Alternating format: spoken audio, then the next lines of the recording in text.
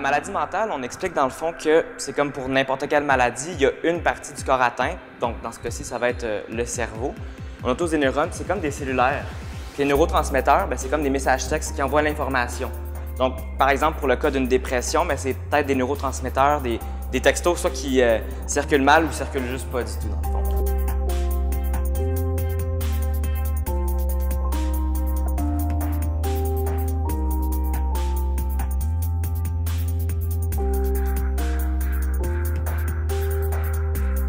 Les gens ont peur de ça, je crois. Ils ont peur, hein?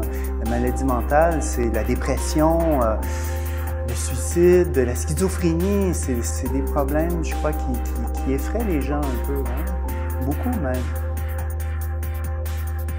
80 à 90% des gens qui commettent malheureusement le suicide sont atteints de maladie mentale et majoritairement de dépression. Sachant que les découvertes vont mener à une meilleure compréhension de ces maladies-là, puis va aussi mener à des traitements. Il faut que les gens s'intéressent à donner aux fondations, s'intéressent aussi juste comprendre c'est quoi la maladie mentale. Je pense que c'est déjà un début.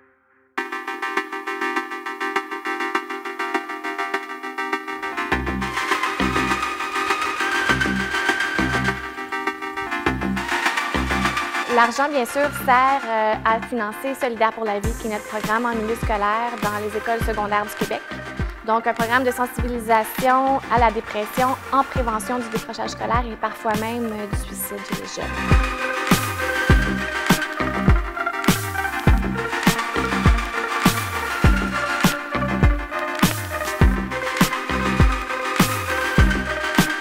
L'argent qui vient de la fondation de l'Institut Douglas, c'est critique.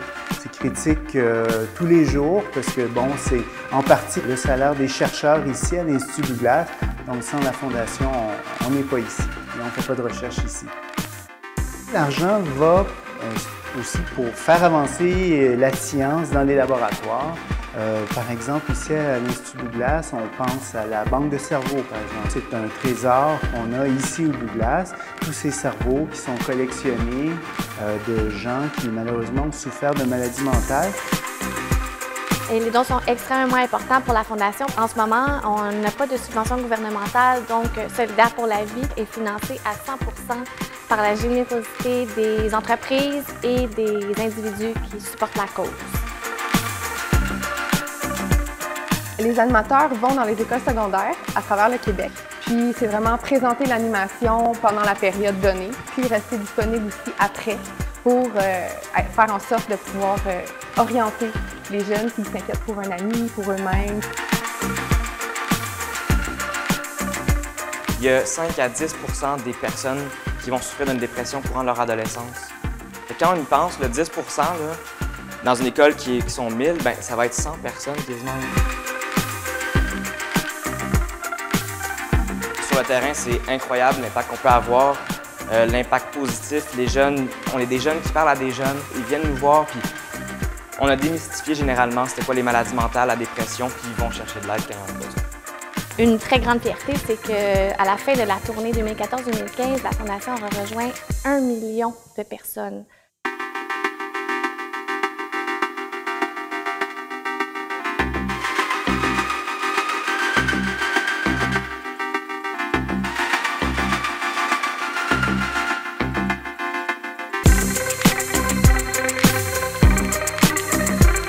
Let's Bond pour la sensibilisation. Let's Bond for understanding. Let's Bond for opening up. Let's Bond pour la mobilisation. Let's Bond pour la prévention. Let's Bond pour la communauté. Let's Bond pour la démystification. Let's Bond for mental health research. Let's Bond for the Douglas Foundation. Let's Bond for the Mental Illness Foundation. Let's Bond for the community. Let's Bond pour la Fondation Douglas. Let's Bond pour la santé mentale. Bonjour, ici Eric Gay. J'aimerais remercier nos partenaires principaux, Groupe Maurice, Groupe Hardin et Norton Rose Fulbright Canada. J'aimerais également remercier nos partenaires qui nous ont suivis pendant plusieurs années et merci tout le monde d'être ici ce soir. Amusez-vous bien.